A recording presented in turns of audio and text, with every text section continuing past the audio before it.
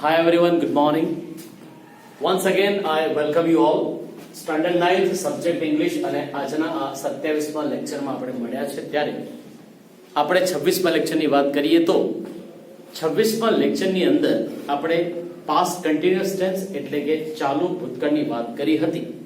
મિત્રો, આ ચાલુ ભૂતકાળમાં આપણે જોયું હતું કે એનો ઉપયોગ ક્યારે કરી શકાય. તો એકવાર ફરીથી રિપીટ કરી લઉં કે ચાલુ ભૂતકાળનો ઉપયોગ ત્યારે જ કરવો જોઈએ જ્યારે ભૂતકાળમાં કોઈ કર્તા દ્વારા ક્રિયા ચાલતી હતી અને આ ભાવાર્થને કેળવવા માટે ફરજિયાતપણે તમારે ચાલુ ભૂતકાળનો ઉપયોગ કરવો પડે. ત્યારબાદ એનું આપણે ફોર્મેશન પણ જોયું હતું અને વિધાન વાક્યો પણ જોયા હતા. વિધાન વાક્યોનો આ ભાવાર્થ પણ આપણે સમજ્યા હતા અને આમ કરીને આપણે 26મા લેક્ચર ને પૂર્ણ કર્યો હતો.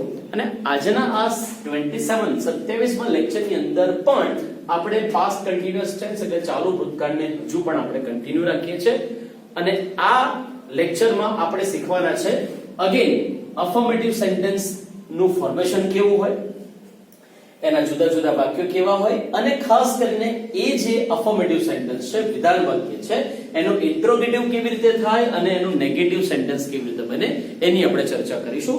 તો સૌથી પ્રથમ આપણે અહીંયા આગળ લખીએ છીએ કે અફર્મેટિવ સેન્ટેન્સ છે એનું ફોર્મેશન શું થાય. ઓલરેડી આપણે 26મા લેક્ચરમાં જોઈ લીધું છે કે વિધાન વાક્યનું ફોર્મેશન શું થાય. તેમ છતાં પણ આપણે અહીંયા લખીએ છીએ. સો કરતા પછી વોઝ પર આવે જે સહાયકારક ક્રિયાપદ છે, આપણે ઓલરેડી એની ચર્ચા કરી ચૂક્યા છે. ત્યારબાદ ફરજિયાતપણે ક્રિયાપદનું મૂળ રૂપ, હું શોર્ટમાં લખું છું અહીંયા આગળ, ક્રિયાપદનું મૂળ રૂપ એટલે કે V1 આવે અને V1 ક્રિયાપદના મૂળ રૂપને અંતે ing પ્રત્યય લગાવીને વાક્યના અંતે કર્મ મૂકવાથી ફરજિયાતપણે આપણે ચાલુ ભૂતકાળના વિધાન વાક્યની રચના કરી શકીએ છીએ. તો મિત્રો, આ જે છે એ થઈ ગયું તમારું ચાલુ ભૂતકાળનું ફોર્મેશન, વિધાન વાક્યનું સૂત્ર જે ચાલુ ભૂતકાળ માટે આપણે વાપરવું જોઈએ.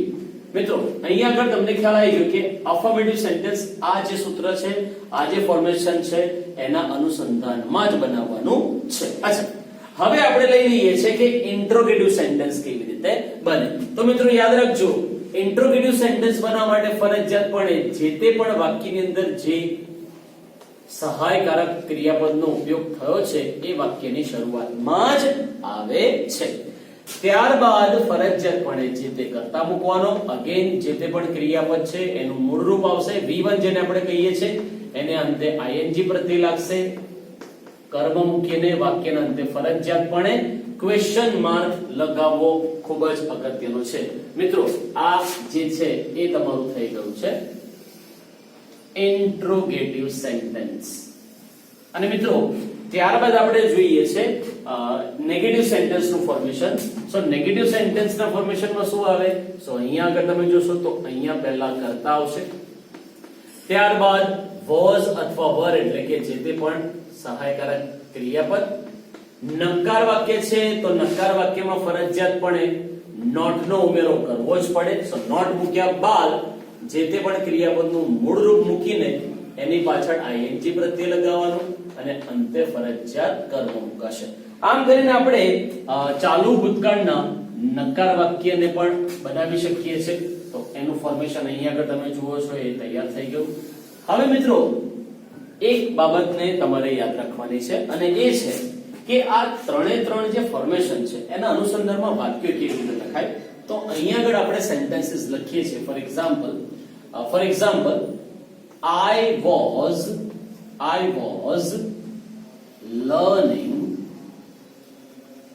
I was learning Spanish. જેનો અર્થ છે હું સ્પેનિશ શીખી રહ્યો હતો. બીજો એક સેન્ટેન્સ લઈ લઈએ. You were writing a letter. તું પત્ર લખી રહ્યો હતો. We were enjoying the party.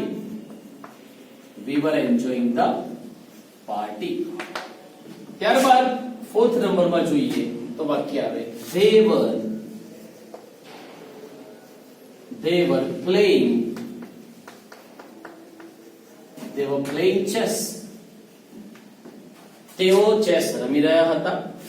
Number 5 માં લઈ લઈએ, કોઈ વ્યક્તિનું નામ લઈએ. For example Vinod. Vinod was watering. Vinod was watering the plants. Vinod છોડવાઓને પાણી પાઈ રહ્યો હતો. નંબર 6 માં આપણે કોઈ છોકરીનું નામ લઈ લઈએ. શી લખો તો પણ ચાલે. કોઈ છોકરીનું આપણે લઈ લઈએ. For example Rani was riding a bicycle. Rani cycle ચલાવી રહી હતી. અને અંતમાં આપણે કોઈ એક બહુવચન કરતા લઈએ કાં તો એકવચન કરતા લઈએ, જેમાં તમને ખ્યાલ આવે કે બહુવચન કરતા હોય ત્યારે were આવે અને એકવચન કરતા હોય ત્યારે was આવે. અહીંયા આગળ આપણે બહુવચન કરતા લઈશું. For example the girls. બહુવચન કરતા છે એટલે were આવશે. the girls were singing songs. The girls were singing songs. છોકરીઓ ગીતો ગાઈ રહી હતી. મિત્રો, ખૂબ જ સરળ અને એકદમ સામાન્ય આપણે સેન્ટેન્સીસ જોયા છે. આ બધા સેન્ટેન્સીસ તમે જોયો તો દરેકે દરેક સેન્ટેન્સ ઉપર આપેલું જે સૂત્ર છે, ફોર્મેશન છે, એના અનુસંધાનમાં તમને દેખાય છે. સૌથી પ્રથમ કોઈ પણ વાક્ય સાથે સાથ વાક્યમાં જોશો તો વાક્યની શરૂઆત કર્તાથી જ થઈ છે. ત્યારબાદ સહાયકારક ક્રિયાપદ તરીકે was અથવા were નો ઉમેરો કરવામાં આવ્યો છે. I, he, she એટલે કે વિનોદ, રાની અને it હોય ત્યારે ફરજિયાત was આવે. you, we, they અથવા બહુવચન કરતા હોય ત્યારે were આવે. અને કોઈ પણ ક્રિયાપદ હોય એની પાછળ ing પ્રત્યય લાગે અને અંતે કર્મ મૂકવાનું. તો આમ વિધાન વાક્ય આપણે બનાવી શકીએ છીએ. અચ્છા, આ જ વાક્યોને જ્યારે આપણે કન્વર્ટ કરવા હોય ઇન્ટ્રોગેટિવ સેન્ટેન્સમાં તો શું કરવાનું? તો તમે જોશો તો જે તે પણ સહાયકારક ક્રિયાપદ છે એ વાક્યની શરૂઆતમાં આવે. દાખલા તરીકે I was learning English. I was learning Spanish. હું સ્પેનિશ શીખી રહ્યો હતો. તો તમારું અહીંયા આગળ જે સેન્ટેન્સ છે ઇન્ટ્રોગેટિવ એ કેવી રીતે બનશે? શું હું સ્પેનિશ શીખી રહ્યો હતો? તો વાક્ય બનશે Was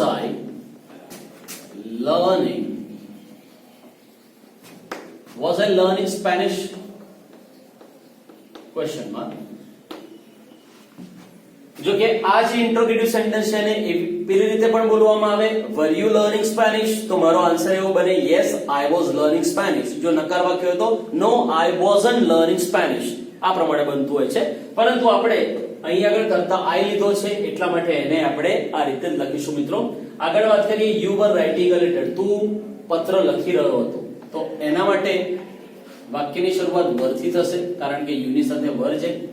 ત્યારબાદ કર્તાનું સ્થાન આવે, અહીં આગળ you આવી જશે. ક્રિયાપદ જે છે એ મૂકીને ક્રિયાપદની પાછળ ing આવે. writing a letter. Question mark. Interrogative સેન્ટેન્સમાં ફરજિયાત વાક્યના અંતે ક્વેશ્ચન માર્ક આવે. સો શું તું પત્ર લખી રહ્યો હતો? Number 3, we were enjoying the party. અમે પાર્ટીની મજા માણી રહ્યા હતા.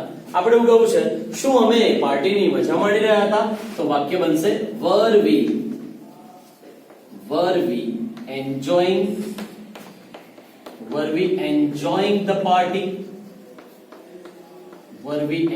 the party? Question mark. Number 4 માં એવું લખ્યું છે they were playing chess. તેઓ ચેસ રમી રહ્યા હતા. આપણે એવું કેવું છે શું તેઓ ચેસ રમી રહ્યા હતા? તો વાક્યની શરૂઆત ડેફિનેટલી સહાયકારક ક્રિયાપદ were થી થશે. ત્યારબાદ કર્તા તરીકે they આવશે. ક્રિયાપદની પાછળ ing ફરજિયાતપણે મૂકવાનું છે. playing જે તે કર્મ છે એ એડ કરી દો અને વાક્યના અંતે ક્વેશ્ચન માર્ક મૂકી દો. શું તેઓ ચેસ રમી રહ્યા હતા? were they playing chess? Number 5 માં લખ્યું છે Vinod was watering the plants. Vinod છોડવાઓને પાણી પાઈ રહ્યો હતો. આપણે એવું કહું છે શું વિનોદ છોડવાઓને પાણી પાઈ રહ્યો હતો? તો વાક્યમાં અહીં આગળ આવશે was Vinod watering the plants? Question mark ખૂબ જ અગત્યનું છે મિત્રો. તો શું વિનોદ છોડવાઓને પાણી પાઈ રહ્યો હતો? વોટર જેનો અર્થ પાણી થાય અને જ્યારે એ ક્રિયાપદ તરીકે વાક્યમાં આવે ત્યારે એનો અર્થ થાય પાણી પાવવું. એટલે અહીંયા આગળ એનો અર્થ છે શું વિનોદ પાણી પાઈ રહ્યો હતો. Rani was riding a bicycle. Rani bicycle ચલાવી રહી હતી. આપણે એવું કેવું છે શું રાની સાયકલ ચલાવી રહી હતી. Was Rani riding riding a bicycle question mark. શું રાની સાયકલ ચલાવી રહી હતી. અને મિત્રો તમે જોશો તો અહીંયા બહુવચન કરતા હતા ગર્લ્સ વર સિંગિંગ સોંગ. છોકરીઓ ગીતો ગાઈ રહી હતી. તો આપણે એવું કેવું છે શું છોકરીઓ ગીતો ગાઈ રહી હતી. સો એમાં વાક્યની શરૂઆત ફરજિયાતપણે સહાયકારક ક્રિયાપદ were થી થશે. સો were the girls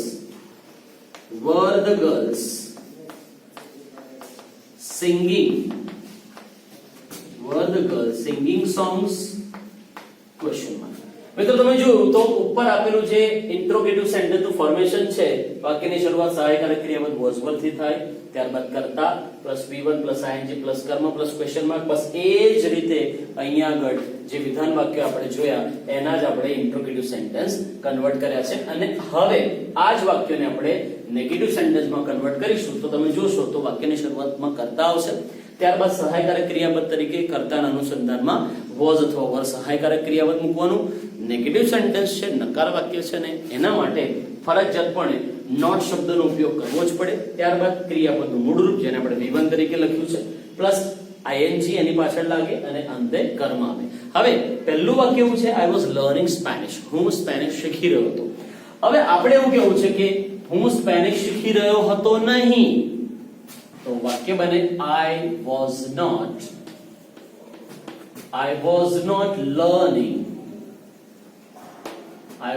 not learning Spanish. હું સ્પેનિશ શીખી રહ્યો હતો નહીં. You were writing a letter. તું પત્ર લખી રહ્યો હતો. આપણે એવું કહેવું છે તું પત્ર લખી રહ્યો હતો નહીં. You were not writing a letter. You were not writing a letter. Number 3. We were enjoying the party. અમે પાર્ટીની મજા માણી રહ્યા હતા. નકાર વાક્ય કરવું છે અમે પાર્ટીની મજા માણી રહ્યા હતા નહીં. We were not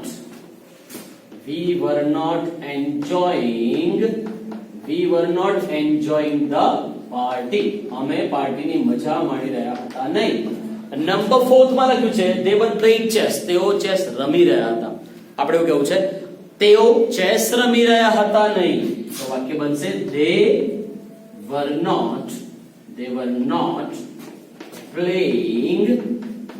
not playing chess. તેઓ ચેસ રમી રહ્યા હતા નહીં. નંબર 5 માં લખ્યું છે Vinod was watering the plants. Vinod છોડવાઓને પાણી પાઈ રહ્યો હતો. નકાર વાક્યમાં આપણે લખવાનું છે વિનોદ છોડવાઓને પાણી પાઈ રહ્યો હતો નહીં. તો અહીંયા વાક્ય બનશે Vinod was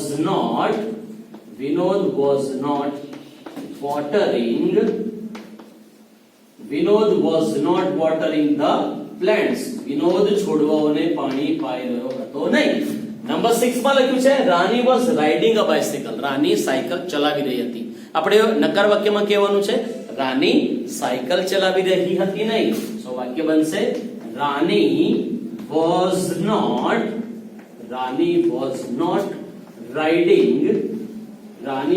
not riding a bicycle.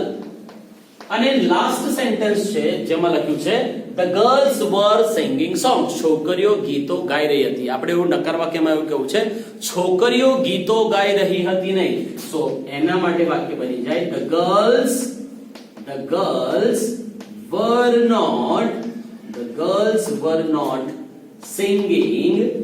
girls were not singing songs. છોકરીઓ ગીતો ગાઈ રહી હતી નહીં.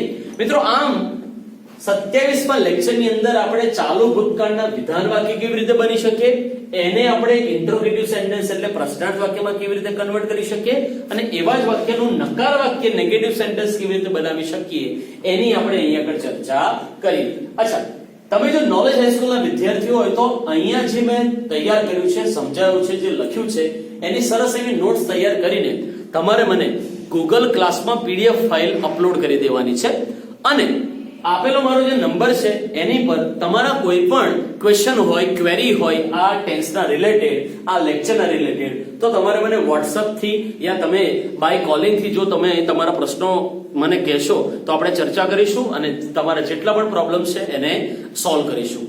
જો તમે અન્ય શાળાના વિદ્યાર્થીઓ હોય તો પણ ફરજિયાતપણે આ જે 4th નંબરનો જે ટેન્સ છે પાસ્ટ કન્ટિન્યુઅસ ટેન્સ એની નોટ્સ તૈયાર કરીને તમારા વિષય શિક્ષકોને મોકલી આપવાની છે અને તમારા જે પ્રોબ્લેમ્સ છે એ એમની સાથે શેર કરીને તમારા પ્રોબ્લેમ્સ ના સોલ્યુશન્સ મેળવી લેવાના છે. થેન્ક યુ વેરી મચ મિત્રો ફોર બીઇંગ હિયર.